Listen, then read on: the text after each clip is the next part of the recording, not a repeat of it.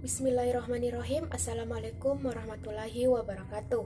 Perkenalkan, nama saya Reskianti dengan NIM 10573111118 dari kelas AK18C.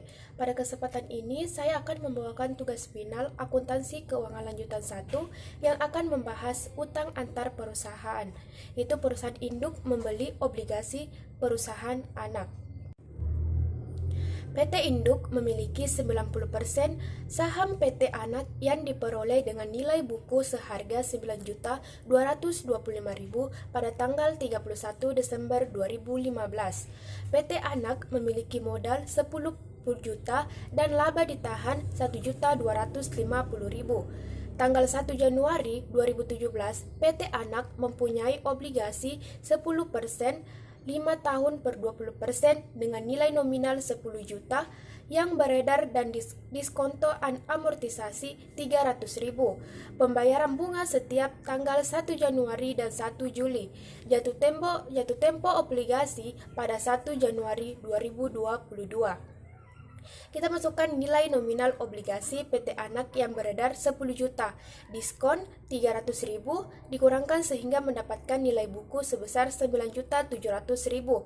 Amortisasi diskon 300.000 dibagi dengan 5 tahun mendapatkan 60.000 per tahun. Selanjutnya kita lihat pada tabel berikut. Pada tabel dapat kita lihat bahwa total aktiva untuk PT Induk sebesar 50.000 dan PT Anak sebesar 25.000, serta total liabilitas dan ekuitas pada PT Induk sebesar 50.000 dan PT Anak sebesar 25.000. Pada tanggal yang sama, PT Induk membeli 50% obligasi dengan harga Rp5.150.000. Pembelian ini menghasilkan rugi konstruktif dengan perhitungan sebagai berikut. Untuk PT Induk menghitung rugi konstruktif atau investasi obligasi. Obligasi 50% dikali dengan 10 juta dikurang dengan 300.000 mendapatkan 4.850.000. Harga belinya 5.150.000 mendapatkan rugi konstruktif sebesar 300.000. Rugi akan diakui per bagian. 300.000 dibagi dengan 5 tahun mendapatkan 60.000 per tahun. Untuk PT Anak menghitung premi atau utang obligasi. Nilai nominal obligasinya 5 juta, harga jualnya 5.150.000 sehingga mendapatkan premi 150.000. Premi obligasi diamortisasi 150.000 dibagi dengan 5 tahun mendapatkan 30.000 per tahun. Selama tahun 2017, PT Anak akan mencatat beban bunga 10 juta dikali 10% mendapatkan 1 juta. Amortisasi diskonnya 300.000 dibagi dengan 5 tahun mendapatkan 60.000 sehingga mendapatkan beban bunga sebesar 1.060.000. 50% untuk PT Induk. 50% dikali dengan 1.060.000 mendapatkan 530.000. Kita lihat untuk PT Induk mencatat pendapatan bunga selama 2017. 5 juta dikali dengan 10% mendapatkan 5 juta, amortisasi preminya 30.000 sehingga pendapatan bunganya sebesar 470.000. Misalkan jika PT Anak menghasilkan laba sebesar 750.000 pada tahun 2017, maka pembukuan PT Induk yaitu 90% dari kepemilikan anak dikali 750.000 mendapatkan 675.000. Rugi konstruktif 90% dikali 300.000 mendapatkan 270.000.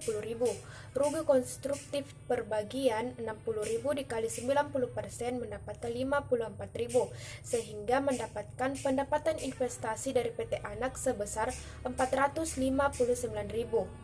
Investasi saham pada PT Anak 675.000 pada posisi debit, laba dari PT Anak sebesar 675.000 pada posisi kredit, mencatat 90% laba dari Anak tahun 2017.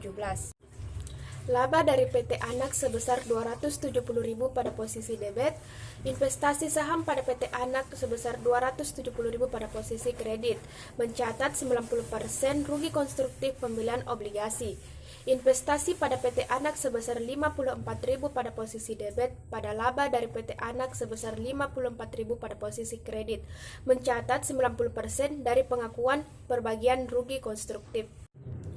PT Induk mencatat investasi pada PT Anak 31 Desember 2017 11.250.000 dikali 90% sebesar 10.125.000, laba dari Anak 459.000 sehingga mendapatkan investasi saham pada PT Anak sebesar 10.584.000. Menghitung bagian kepentingan non pengendali, laba PT Anak sebesar 750.000, rugi konstruktif sebesar 300.000, pengakuan rugi konstruktif perbagian sebesar 60.000 sehingga mendapatkan laba bersih PT Anak sebesar 510.000. Bagian non pengendali 510.000 dikali dengan 10% mendapatkan 51.000. PT Anak mencatat nilai obligasi yang beredar per 31 Desember 2017. Nilai nominal 10 juta, amortisasi diskon obligasinya 300.000 dikurang dengan 60.000 sebesar 240.000 sehingga mendapatkan nilai buku obligasi sebesar 9.760.000. Bagian untuk PT Induk 9.760.000 dikali dengan 50% mendapatkan 4.880.000. PT Induk mencatat investasi obligasi. Investasi obligasi 1 Januari 2017 sebesar 5.150.000, amortisasi premium obligasinya sebesar 30.000 sehingga mendapatkan investasi obligasi 31 Desember 2017-nya sebesar 5.120.000. Sekarang kita lihat untuk akun resiprokal 31 Desember 2017. Pada akun obligasi pada PT Anak sebesar 9.760.000, 50%-nya sebesar 4.880.000, pada PT Induk sebesar 5.120.000. Pendapatan dan beban bunganya pada PT Anak sebesar 10.060.000, 50%-nya sebesar 530.000, pada PT Induk sebesar 470.000.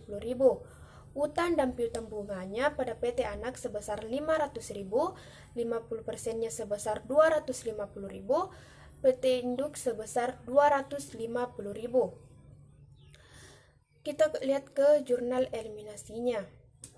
Rugi konstruktif dari penarikan obligasi sebesar 300.000, pendapatan bunga sebesar 470.000, 50% utang obligasi sebesar 4.880.000 pada posisi debit, pada investasi obligasi pada PT Anak sebesar 5.120.000, beban bunga sebesar 530.000 pada posisi kredit. Sekarang kita lihat untuk jurnal eliminasinya. A. Rugi konstruktif dari penarikan obligasi sebesar 240.000, 50% utang obligasi sebesar 4.880.000 pada posisi debit. Pada investasi obligasi pada PT Anak sebesar 5.120.000 pada posisi kredit. B. Rugi konstruktif sebesar 60.000, pendapatan bunga sebesar 470.000 pada posisi debit, pada beban bunga sebesar 530.000 pada posisi kredit. C. Laba dari PT Anak sebesar 459.000, laba non pengendali sebesar 51.000 pada posisi debit, pada ekuitas non pengendali sebesar 51.000, investasi saham pada PT Anak sebesar 459.000 pada posisi kredit. D. Saham PT Anak sebesar 10 juta, laba ditahan PT Anak sebesar 1.250.000 pada posisi debit, pada investasi pada PT Anak sebesar 10.125.000, ekuitas non pengendali sebesar 1.125.000 pada posisi kredit. E. Utang bunga sebesar 250.000 pada posisi debit, pada piutang bunga sebesar 250.000 pada posisi kredit.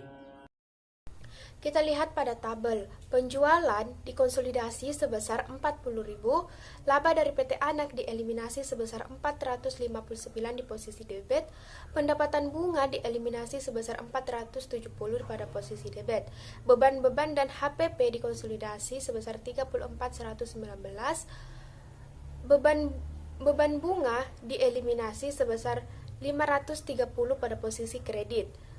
Rugi konstruktif dieliminasi sebesar 240 dan 60 di posisi debit dan dikonsolidasi sebesar 300. Non pengendali 10%, 750 dikurang 240 dieliminasi sebesar 51 dan dikonsolidasi sebesar 51.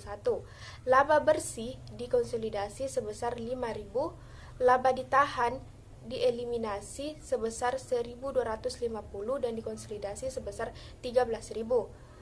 Laba ditahan 31 Desember dikonsolidasi sebesar 18.000. Aktiva lancar lainnya dikonsolidasi sebesar 59.446 dan piutang bunganya dieliminasi sebesar 250 pada posisi kredit. Investasi saham pada PT Anak dieliminasi sebesar 459 dan 10.125 pada posisi kredit. Investasi dalam obligasi induk dieliminasi sebesar 5.120 pada posisi kredit, sehingga total aktifanya sebesar dikonsolidasi sebesar 59.46.000. Kewajiban lainnya dikonsolidasi sebesar 14.740.